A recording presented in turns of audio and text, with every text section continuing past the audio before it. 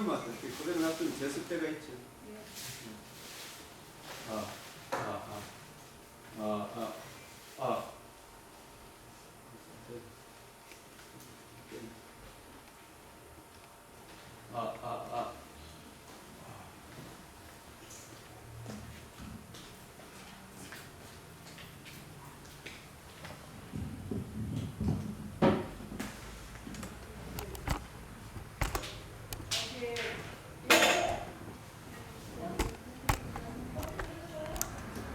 맞다고 지금 가시죠.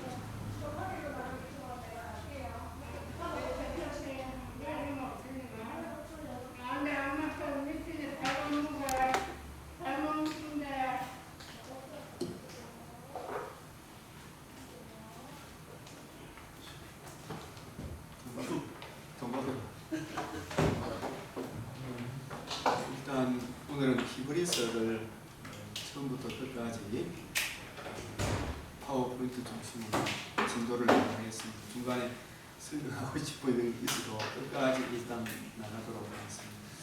우리에게 이러한 대제사장이 되시 바랍니다.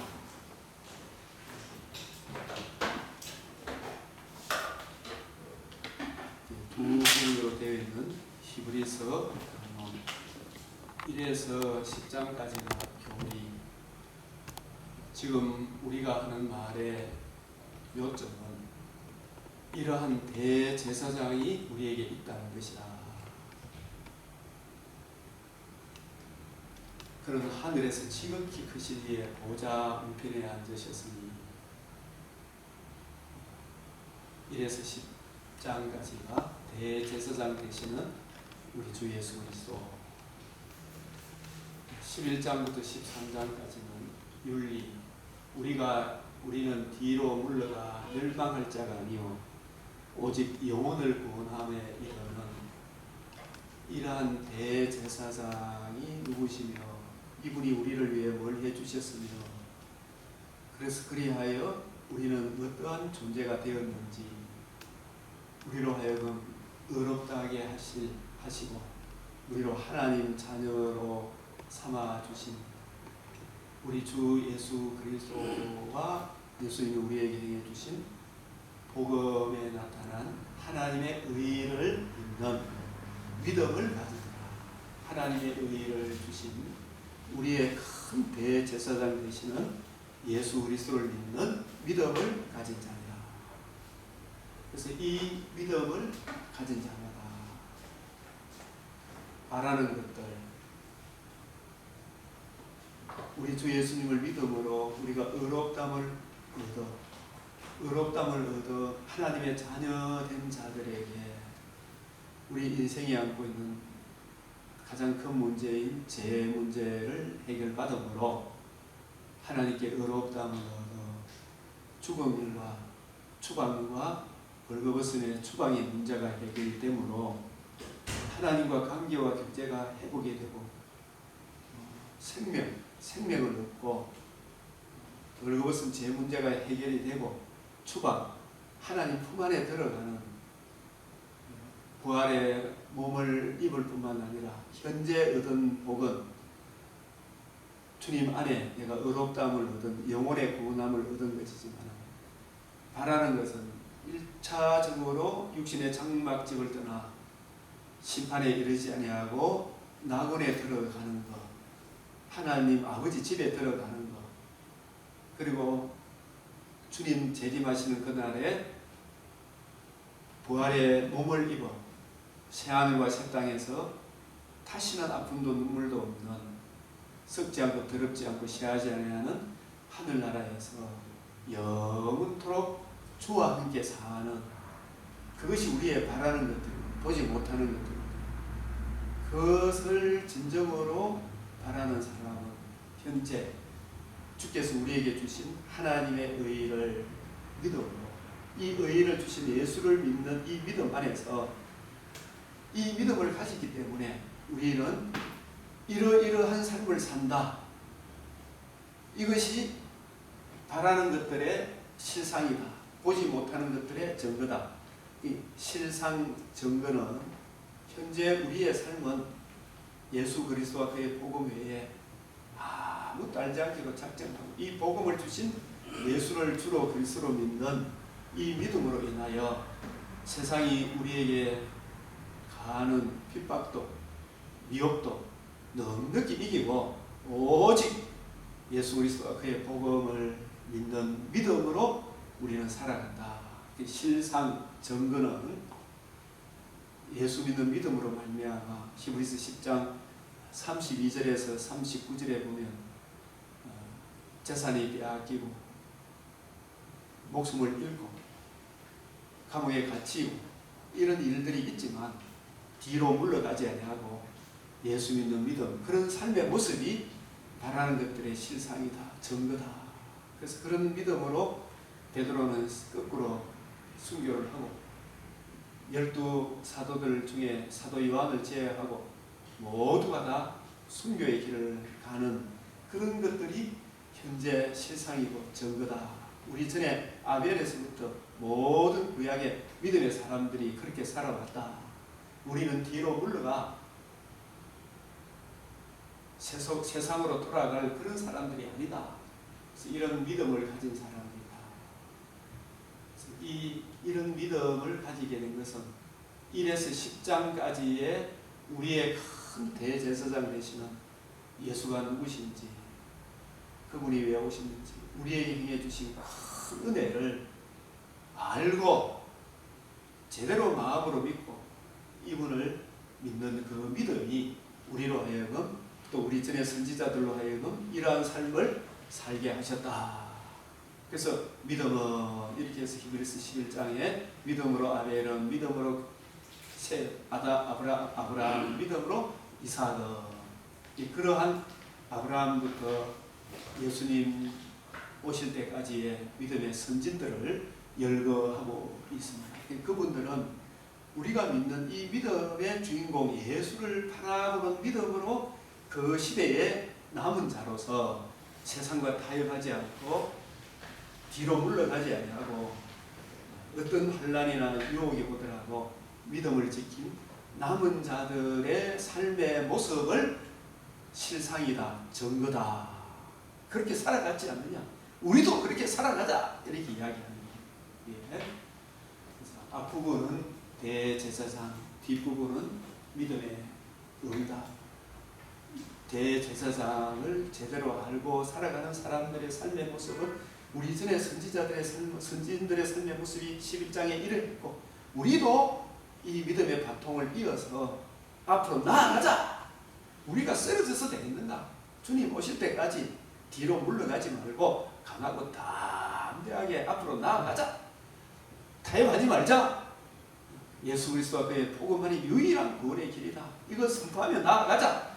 이게 히브리서 후반부 내용이 있습니다.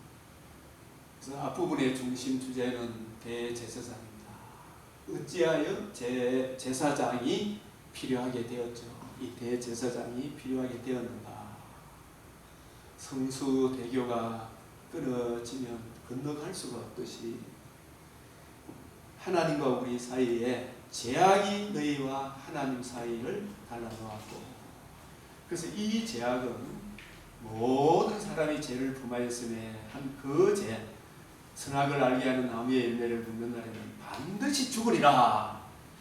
다윗이 깨닫게 된 심히 부패하고 가증한 죄, 모친이 죄 중에 잉태하였나이다. 첫사람 아담이 범죄함으로 태어나는 모든 사람은 죄 아래, 진노 아래 태어난다. 그 죄악이 너희와 하나님, 거룩한 하나님 사이를 갈라놓았고, 그래서 이 하나님과 우리 사이에 갈라진 이 벽을 이어주기 위해서는 중보자가 필요하다. 하나님은 한 분이시고, 하나님은 거룩하시고, 사람은 죄에 빠져있고, 사람과 하나님 사이에 중보자도 한 분이시, 곧 사람이신 그리스도 예수라. 중보자. 그래서 이 중보자의 자격이 어떠해야 하는가? 그 부분이 앞부분 제사장이 필요했다. 제사장이시면서 제물이 되시고 제단이 되시고 그분은 인간 혈통을 따라서 올 수가 없고 하늘에 속한 멜기세덱의 반차를 따라서 오신 분이다. 그래서 중보자, 하나님과 사람 사이의 중보자, 그분은 사람이신 그리스도 예수라. 죄가 없어야 하고 신성을 지녀야 하고 실제로 우리를 위하여 계속 제물로 오셔야 하고 죽으셔야 하고 살아나셔서 하나님의 의를 이루셔서 하나님과 우리 사이를 이어주는 중보자. 그래서 기독교와 다른 종교의 가장 결정적인 차이점은 이 중보자가 있느냐 없느냐, 이 중보자가 있느냐 없느냐.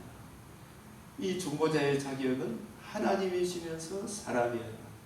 우리 죄로 인하여 죄값을 대신 치루어줄 사랑이 있어야 죽어주실 뿐만 아니라 살아나서 그 의를 우리에게 적용해 줄 수 있는 분은 천하인간의 오직 하나님의 아들 그리스도 예수밖에 없다. 천하인간의 다른 이름을 우리에게 주신 적이 없느니라. 그래서 예수님이 곧 길이요 진리요 생명이다. 하나님의 공의도 죄인된 우리도 의롭다함을 열어주신 하나님의 공의와 죄인의 칭의를 동시에 만족시켜 줄 수 있는 유일한 중보자, 사람이신 그리스도라. 바로 이분이 오신 것은 자기 목숨을 많은 사람의 대속물로 주려 합니다. 죄가 있기 때문에 죄에 대한 싹은 피 흘림이 없이는 사함이 없는데 그 피를 아무나 흘려서 되는 것이 아니고 죄 없는 우리의 대표자가 필요하다. 그래서 하나님이시면서 사람으로 오셔서 우리의 둘째 사람 대표자로 오셔서 자신의 몸을 단번에 드리심으로 화목제물 5대 제사의 완성으로 드리심으로 그 죄값을 영원히 청산하시고 살아나셔서 하나님의 의를 이루셔서 그 의를 우리에게 적용해 주심으로 적용받은 우리가 이 예수의 은혜를 의지하여 하나님께 나아가는 그 대제사장에 대하여 앞부분에 대해 1에서 10장까지 계속 이야기합니다. 이분이 누구신가?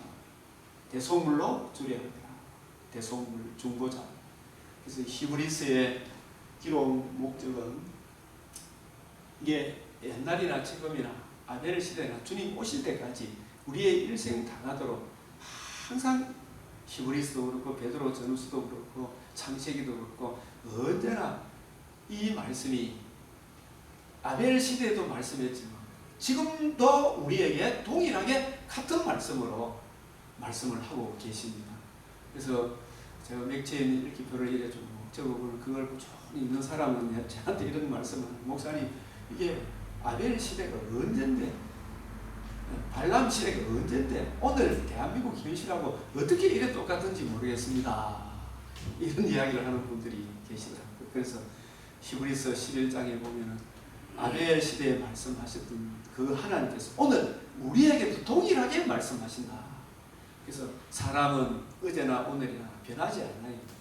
변하지 않는 이 사람에게 구원받는 길은 예수 그리스도와 그의 복음밖에 없다라는 걸 말씀하시고, 그래서 초대 교회에 이 히브리서를 기도하게 된 목적은 사도행전 2장에서 예루살렘의 사도들에게 500의 형제들에게 성령이 임하심으로 이분들의 입에 방언이 터졌잖아요. 그죠? 그 방언이 내용을 가만히 들어보니까 하나님의 큰일, 바로 그 큰일이 어떤 내용이냐 하면 하나님의 큰일 말함을 듣는도다. 영국말로 미국말로 이게 뭐 우리가 흔히 이야기하는 알라잘라깔라 이런 게 아니라니까요. 그걸 자꾸 방언이라고 하면 나는 아직도 이해가 안 가. 그게 방언이 그 시대에 사도행전의 방언, 고린도전서 방언은 분명히 똑같은 외국어입니다. 외국어인데 그 내용이 뭘 담고 있느냐? 하나님의 큰 가장 이사야에서 보면 가장 기이하고 기이한 일, 우리 주 예수 그리스도 예수가 누구신가? 그분이 왜 오신가? 우리를 위해 행해 주신 가장 큰 은혜가 성육신 대속주고 부활을 이루신 하나님의 의인데, 이 의를 우리 주님께서 부활하시고 난 이후에 엠마오로 가는 두 제자에게 예수님의 부활을 가지고 예수님의 성육신, 성경대로 임마누엘 하시고 성경대로 우리 죄를 위하여 자신의 몸을 대속제물로 주어 주시고 살아나셔서 하나님의 의를 이루셨잖아요. 그죠? 이게 복음인데 이 의를 이게 가장 큰 일인데 이 큰 일을 중심으로 창세기부터 말라기까지 쫙 풀어주는 이 일을 엠마오로 가던 글로바와 또 한 사람, 학자들은 누가라 그랬죠. 누가복음의 저자 누가가 그걸 들을 때 마음이 뜨거워지고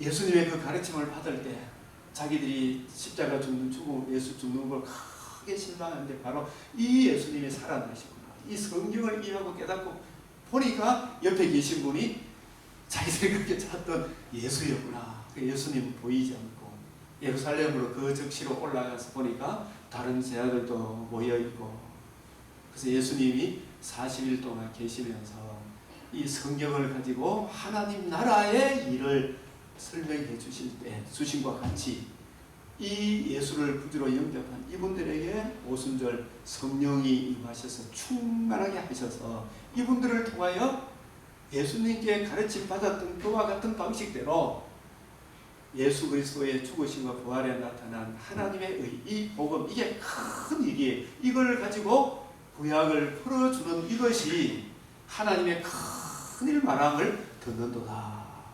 외국말로 방언이 유대인과 이방인이 복음 안에서 하나가 되는데 이 유대인의 종족주의 벽을 뛰어넘어야 되잖아요. 사도들의 모든 제자들의. 그래서 하나님의 큰일 말함을 말하는데 그것을 베드로가 히브리 말로 이 일이 어떻게 일어났는가 요엘서를 가지고 구약 성경을 가지고